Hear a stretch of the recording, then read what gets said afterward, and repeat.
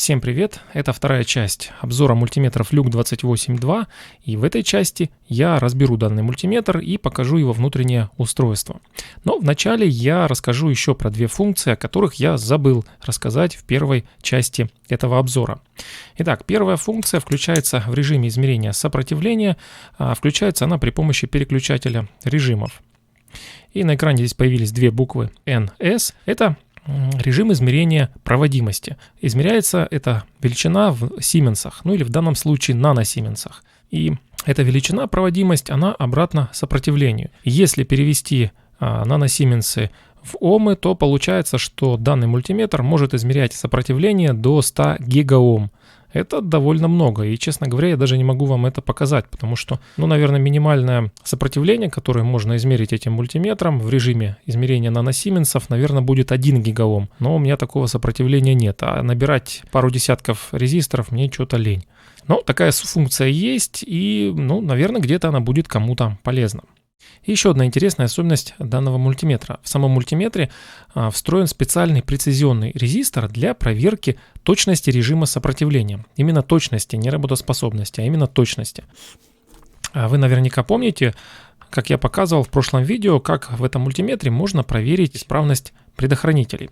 Для этого нужно в режиме измерения сопротивления красным щупом коснуться клеммы измерения амперов, и в этот момент мы измеряем сопротивление основного шунта, естественно, через предохранитель, и коснуться клеммы миллиамперов. И в этот момент мы измеряем, но не сопротивление шунта, потому что в этот момент шунт для измерения миллиамперов отключен, но в этот момент подключен в цепь специальный резистор прецизионный, и мы измеряем сопротивление этого прецизионного резистора через предохранитель. Таким образом проверяем и предохранитель, и таким же образом можно проверить точность режима измерения сопротивления. Но чтобы действительно проверить точность, нужно включить режим высокого разрешения. Также нужно воспользоваться режимом относительных измерений, но для этого нужно сначала перевести прибор в ручной режим и затем воспользоваться режимом относительных измерений. Все, нули. И теперь можно измерить сопротивление. И резистор имеет вот такое сопротивление. Это действительно прецизионный резистор с погрешностью 0,1% и с температурным коэффициентом 50 ppm. И вот таким вот образом можно проверить точность режима измерения сопротивления, прямо в полевых условиях, без каких-либо дополнительных приспособлений.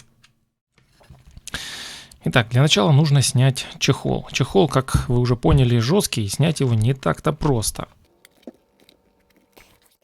Чехол у этого мультиметра тоже не совсем обычный. Пластиковая подставка, она просто вставлена в чехол.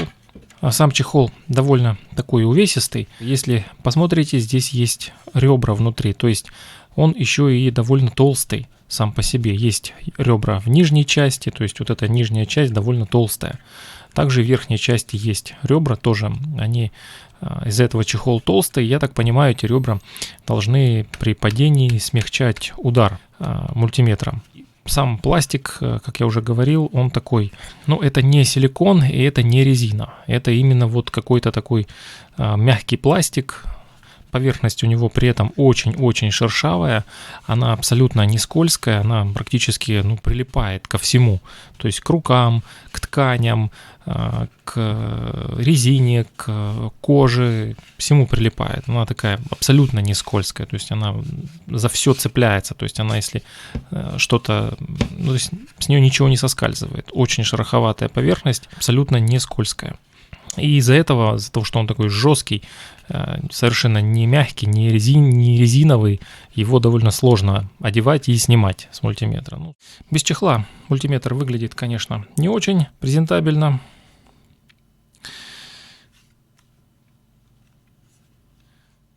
И кому интересно, на задней крышке написано, что сделано в США, из деталей, которые сделаны в США и не только в США. То есть такой интернациональный. Значит, чтобы добраться до батарей, а также предохранителей, нужно открутить целых 6 винтов. Винты не Philips, винты Torx. Это немного необычно. Даже для мультиметров Люк это необычно. Обычно у них более стандартные винты используются, либо саморезы. И, как правило, это достаточно легко открутить. Не знаю, почему здесь они использовали такой не вполне типичный. Тут надо быть осторожным, потому что вот уже винты выпадают. У батареи есть особенность выпадать. Здесь такое очень интересное решение. Два контакта, соединяющих батареи, находятся в крышке. Все остальные контакты находятся в корпусе мультиметра. И интересно, что в корпус мультиметра невозможно вставить все батарейки. То есть можно вставить только две, но они не подключены.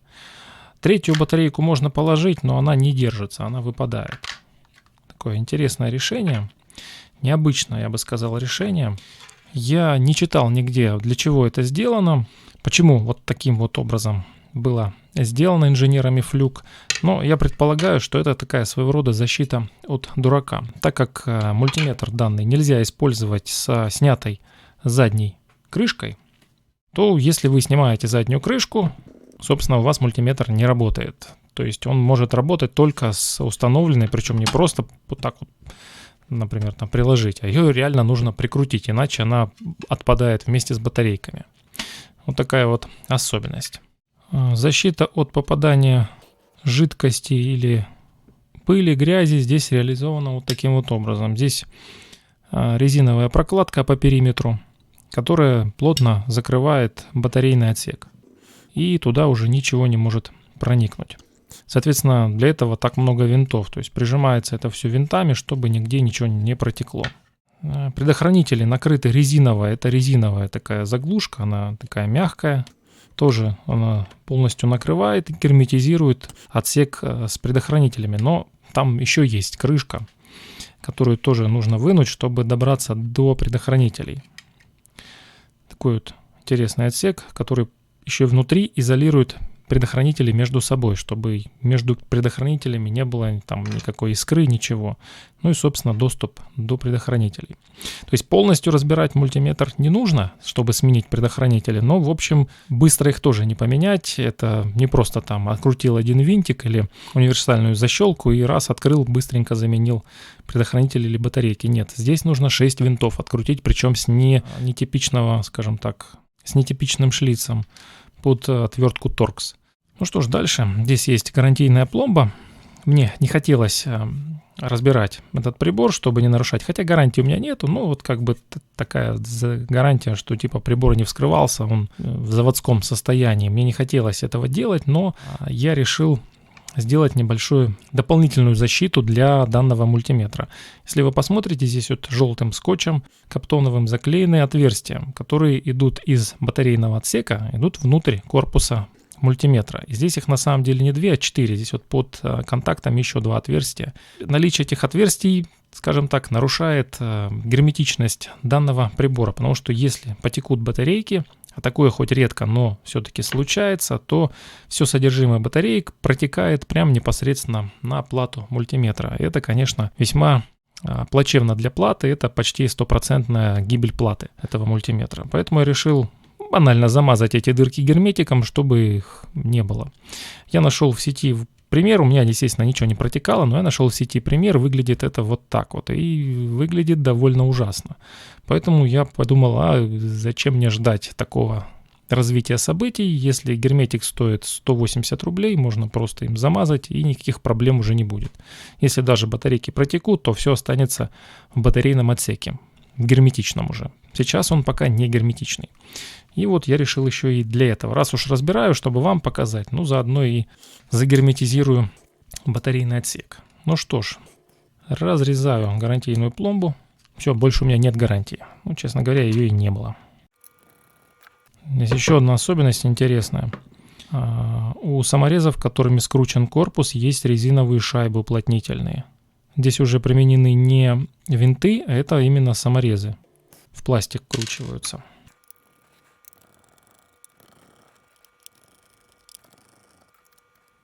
Итак,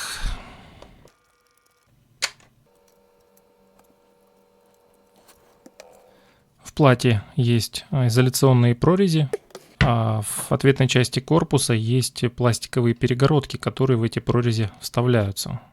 Вы, наверное, думаете, что вот эта вот вот эта часть, это пластиковый кожух какой-то защитный, но на самом деле это немножко интереснее. Этот пластик токопроводящий, и это на самом деле экран данного мультиметра, который защищает его от всяких радиопомех. Так, видно? Видно.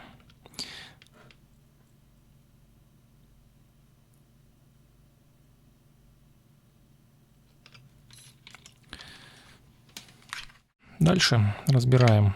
Снимаем этот защитный экран.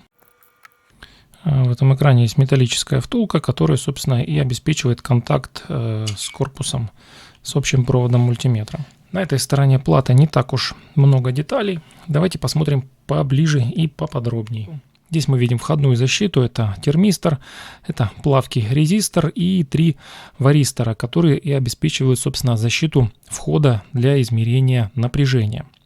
Входы для измерения тока защищены предохранителями, но также для того, чтобы защитить вход миллиамперов и микроамперов, здесь предусмотрен диодный мост. И вот здесь вот диод защитный.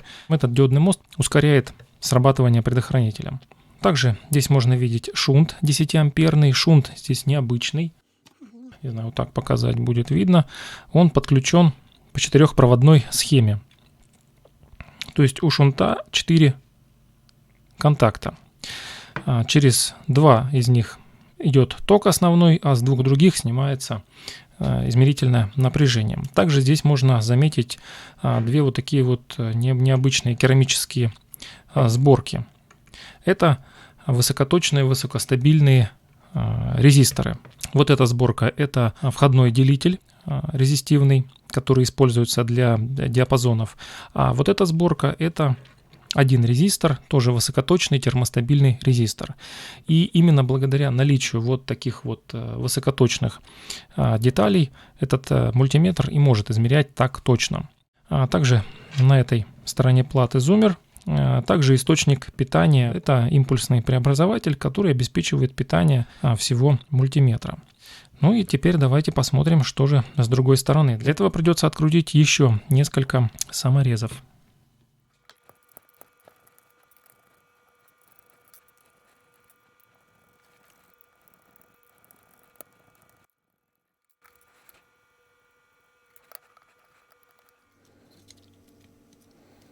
Отлично, я постарался снять так, чтобы дисплей остался в корпусе. Ну, сам дисплей, в принципе, ничего в нем особенного нету. Дисплей как дисплей. Он закреплен на такой же пластиковой защитной детали, которая тоже, вероятно, токопроводящая. Хотя, не знаю, я не проверял. Ну, на вид из такого же точно пластика сделано. Но здесь интересно немножко другое. Значит, сам переключатель довольно типичный для флюк. То есть обычная для них технология, зарекомендовавшая себя уже десятилетиями. Но интересно здесь, как выполнены кнопки. То есть это не просто, как обычно, кнопочки. А это такая довольно крупная деталь, которая мало того, что это, собственно, сами кнопки, которые к тому же являются еще и герметичными. То есть тут по периметру нигде ничего, она прижимается, эта вся деталь прижимается плотно к корпусу и ничего не может здесь протечь. Но также заодно с этой деталью отлита рамка для дисплея. То есть это такая резиновая мягкая рамка для дисплея, которая, ну, вероятно, служит для того, чтобы предотвращать повреждение дисплея во время падения. Потому что заявлено, что этот мультиметр выдерживает падение с 3 метров. Вот такая вот конструкция. Вроде простая, банальная, но совсем не простая и совсем не банальная. То есть даже вот дисплей, он не просто вставлен в корпус, а он лежит в такой резиновой рамке, которая предотвращает повреждение этого самого дисплея. Да, я забыл поставить пластиковую крышку.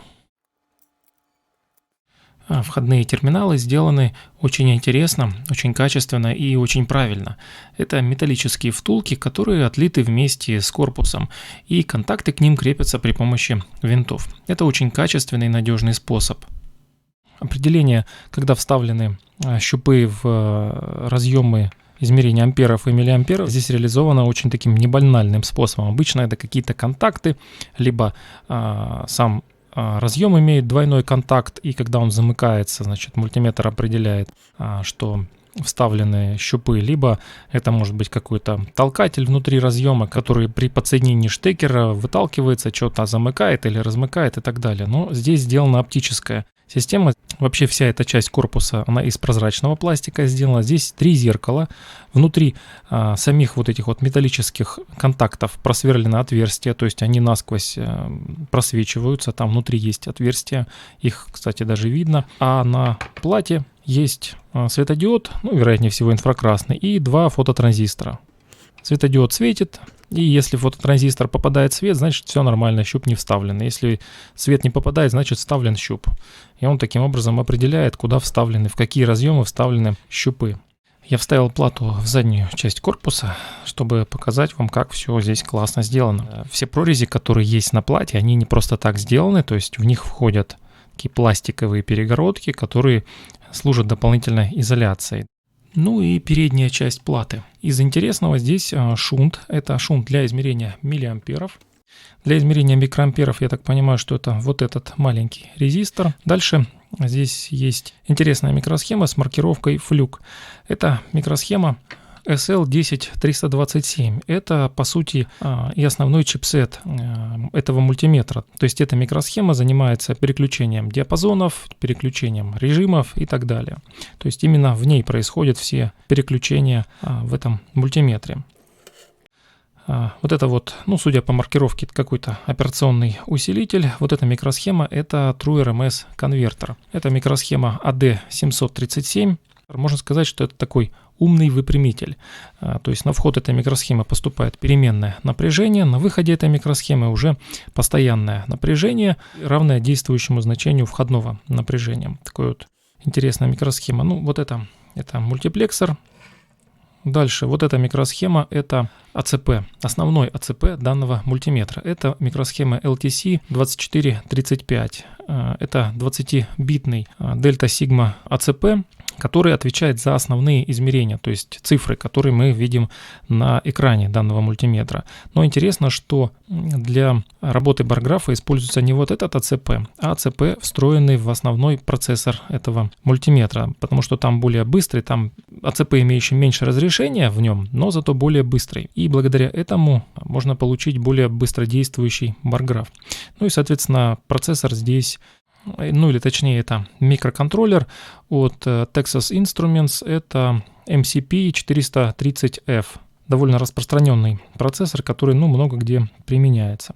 Вот эта микросхема под позиционным обозначением U8 – это источник опорного напряжения для данного мультиметра. Это микросхема LT1790. Это высокоточный источник опорного напряжения, от которого зависит точность измерения этого мультиметра. Ну, интересно еще, давайте посмотрим переключатель. Для этого нужно снять вот эту белую пластиковую часть. Снимается она довольно легко, никаких дополнительных не нужно прилагать усилий. Вот так выглядят контакты. Контакты здесь белые, не золотые, но они имеют по 2 контакта с каждой стороны, то есть 4 контакта используются. Ну и можно видеть, что контакты у данного мультиметра не имеют никакой смазки, то есть они абсолютно сухие, явно видна позолота. И хотя мультиметром я пользуюсь уже почти год, до меня тоже сколько-то пользовались этим мультиметром. Контакты переключателя выглядят, почти как новые. Да, на них есть следы, но следов износа нет совсем. Интересная особенность, здесь вот не хватает некоторых деталей. Кто-то может подумать, китайская сборка, не ставят детали, экономят, но на самом деле это универсальная плата. Эта плата используется для изготовления 2 моделей мультиметров. Fluke 28.2, такой как у меня, и Fluke 27.2. И модель Fluke 27.2 это не TrueRMS мультиметр. И чтобы не делать 2 разные платы, Fluke делают одну плату. Просто в этот мультиметр ставят вот сюда вот TrueRMS конвертер, а это место остается пустым. А во Fluke 27 вот сюда ставится, если я не ошибаюсь, кажется, операционный усилитель. А вот это место остается пустым, так как там нет TrueRMS конвертера, потому что нет TrueRMS мультиметра. Вот такая вот унификация производства. На самой плате можно найти дату. Здесь вот написано 2008 год, но на самом деле в 2008 году здесь не было вот этой вот детали, то есть здесь стоял круглый пьезоизлучатель, и ревизия платы здесь уже другая, ревизия 0.14, а была 0.09 или 0.06, что-то такое. То есть это уже поздняя ревизия, и вообще этот мультиметр выпущен, если я не ошибаюсь, в 2017, кажется, году. И вот так вот выглядит действительно настоящий точный мультиметр, качественный. Надеюсь, теперь не будут писать в комментариях мне, что да что там в нем такого дорогого, да ничего в нем дорогого нету, обычные китайские детали. Да вот не совсем обычные китайские детали. Например, вот такой вот один предохранитель стоит примерно $10, а если покупать его не в Китае у официальных каких-нибудь поставщиков, то он может быть стоить и $15, и даже больше. Их здесь 2. Вот такой вот один варистор стоит $3, а их здесь 3 штуки. Вот такой термистор, хотя термисторы вроде чего они там, стоят очень дешево. Ну, попробуйте, купите вот такой термистор. Вряд ли вы найдете дешевле, чем за $1,5-2 такой термистор. Вот такие резисторы плавкие. Тоже попробуйте, найдите вот такой резистор мощностью, ну сколько он здесь? 2 ватта, наверное. Но здесь у него сопротивление 1 кОм. Найдите плавкий резистор с сопротивлением 1 кОм. Попробуйте купить. Задешево китайский. Также вот эти керамические, ну, наверное, резисторные сборки. Они тоже стоят очень-очень дорого, потому что они высокоточные, термостабильные. И стоят они не $2, поверьте, они стоят больше, намного больше. Вот такой вот шунт. Думаете, шунт стоит копейки? Подумаешь, кусок проволоки. Но это высокоточный шунт, который тоже стоит довольно дорого. И если так повертеть плату, то можно здесь найти довольно много совсем недешевых деталей. И именно благодаря этому эти мультиметры уже изначально, даже себестоимость у них выше, чем у обычных китайских мультиметров. Также у этого мультиметра даже пластиковые детали являются дорогими. Например, вот эта вот деталь вроде пластик обычный, но какой-то хитрый токопроводящий пластик, который является одновременно и экраном, защищающим от радиопомех. Вот такой вот. Найдите где-нибудь такой пластик. Я даже не знаю, как он называется. Пластиковые детали корпуса очень толстые. Вот эта вот деталь очень тяжелая. То есть вот эта деталь, она чуть полегче, но толщина пластика тоже сами можете видеть. Здесь можно заметить, не знаю, получится мне сейчас выковырить или нет, но я попробую. Здесь есть на самом деле уплотнительное резиновое кольцо. Вот оно. Вот я немножко выковырил. То есть такая резинка по периметру уплотнительная. То есть здесь ничего не протечет. Все здесь сделано как следует.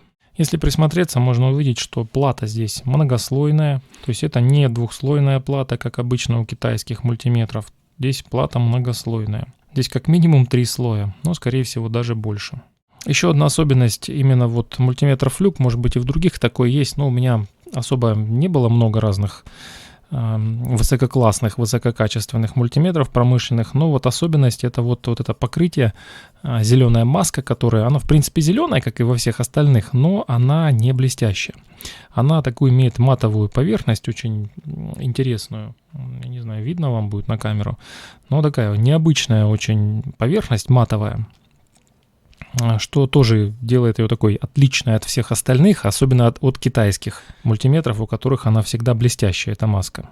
Если вам интересно подробно рассмотреть эту плату, в описании под видео я добавлю архив с качественными фотографиями вот конкретно этой платы. Так что можно будет рассмотреть конкретно какие там детали, номиналы, если вам это будет интересно. Прошли уже сутки с того момента, как я записывал разборку этого мультиметра. Герметик полностью полимеризовался. И, честно говоря, мне нравится то, что получилось, потому что я боялся, что у герметика будет плохая адгезия к пластику, но на самом деле держится на пластике он очень хорошо. Если отрывать, то разрывается именно герметик, но от пластика он не отрывается. Загерметизировал я отверстие очень хорошо. Здесь получилось, ну так, немножко наляпано, конечно, но это внутри, видно это не будет. А со стороны батарейного отсека все очень красиво. Если вам интересно, какой герметик я использовал, это вот такой вот герметик. Он недорогой. Если будете также герметизировать батарейный отсек вашего мультиметра, ну или что-либо еще, учитывайте, что нужно покупать нейтральный герметик, чтобы он не корродировал контакты металлические. Но вообще с металлом лучше нейтральный герметик использовать, чтобы не было проблем, ну на всякий случай. Ну и в конце обзора немного моего мнения и рекомендаций. Здесь уже не будет ничего полезного, поэтому если вам надоела моя болтовня, можете останавливать видео и идти в комментарии, писать злобные комментарии. Итак, мне данный мультиметр очень нравится. Это именно такой мультиметр, как я и хотел всегда. На самом деле здесь нет каких-то функций, которые бы мне не хватало. Наоборот, здесь есть даже функции, которыми я не пользуюсь. То есть в нем даже больше функций, чем мне нужно. А также точности этого мультиметра мне более чем достаточно, с запасом. Я еще ни разу не почувствовал, что мне вот где-то не хватило точности данного мультиметра, так что с этим тоже все в порядке. Основные функции в нем работают вполне ожидаемо, никаких сюрпризов. Дополнительные функции иногда работают немного неожиданно, и поэтому приходится читать инструкцию, чтобы некоторые функции использовать. Но они все работают, это самое главное. То есть нет такого, как в китайских мультиметрах, где функция вроде как заявлена, но она либо абсолютно бесполезная, либо вообще не работает. Просто ее можно включить, но она не работает. Здесь такого нет. Здесь все отлично работает. Вообще мультиметр работает довольно быстро, то есть нет ощущения, что мультиметр тормозит твою работу или как-то тебе приходится ждать, что он вот пока там он измерит. Нет, такого нет, все быстро, четко, все как нужно работает. Из таких тоже еще приятных особенностей, чтобы в режиме измерения сопротивления переключиться в режим прозвонки или в режим измерения емкости, нужно нажимать две разные кнопки, а не одну кнопку несколько раз. Это тоже на самом деле очень удобно. То есть, чтобы включить прозвонку, нужно кнопку прозвонки нажать, чтобы включить измерение емкости, нужно измерение емкости нажать. Это очень удобно. То есть, ты одно нажатие, и ты выбираешь сразу нужную тебе функцию. Также проверка диодов на отдельном режиме, для кого-то это, возможно, покажется неудобным, мне показалось это удобно. Проверяешь диоды, если тебе нужно сопротивление, щелк, все, сопротивление. Диоды снова, щелк, все, никаких сложностей. То есть одно движение, ты включаешь нужную функцию. Расположение терминалов вертикально, оно кажется сначала таким каким-то необычным, но привыкаешь к этому практически сразу же и вообще даже не замечаешь, что что-то не так. Ну и недостатки. Лично для меня недостатки данного мультиметра — это, пожалуй, его габариты и вес. Все-таки это довольно большой мультиметр. Он, конечно, не такой большой, как 280-я серия, где еще больше. Ну и все-таки все равно большой. Он больше, чем 80-я серия, 87, 83. Ну и вес 750 грамм — это довольно-таки тяжело. Это такой увесистый мультиметр, его везде с собой не потаскаешь. Но это такие, пожалуй, единственные для меня недостатки, я бы не назвал их серьезными. Некоторые относят к недостаткам данного прибора тихий зуммер, что он типа очень тихо пищит, и его будет не слышно где-то в шумном помещении, где работает какое-то оборудование. Но на самом деле я не считаю это недостатком, я даже считаю это скорее преимуществом, потому что я не люблю громкие зуммеры, у меня есть несколько приборов, на которых громкие пищалки стоят, мне пришлось их затыкать пенополиэтиленом и ацетатным скотчем заклеивать таким плотным, чтобы потише это было, потому что меня раздражают громкие пищалки, и для меня это наоборот достоинство, что он не очень громкий. Ну и могу ли я рекомендовать данный мультиметр? Честно говоря, даже не знаю. Это очень серьезный промышленный мультиметр, он совершенно не предназначен, он не разрабатывался для радиолюбителей, для домашнего использования, для каких-то домашних мастеров, для домохозяинов. Он разрабатывался исключительно для промышленного использования, он для этого предназначен, именно для этого у него IP67, то есть именно он такой вот, очень живучий, неубиваемый, именно вот для промышленного использования. И вот эти картинки, которые вы сейчас видите, они как бы правдивые, они показывают, как именно, для чего именно предназначался этот мультиметр. Ну и цена. Обычно таким главным, наверное, фактором для начинающих, для любителей, для каких-то домашних мастеров является цена. А цена у этого мультиметра довольно большая. Да, кстати, мне в комментариях под первым видео некоторые написали, там несколько человек даже спрашивали, где я купил я его и почем я купил. Ребята, я сказал в видео, что я купил его на вторичном рынке. Это значит, что там, где я купил, его уже нет. Ну и цена, я скажу так, что купил я его примерно за четверть, может быть, за пятую стоимость того, сколько сейчас стоит новый мультиметр. А цену вы сейчас видите. Это вот текущая цена.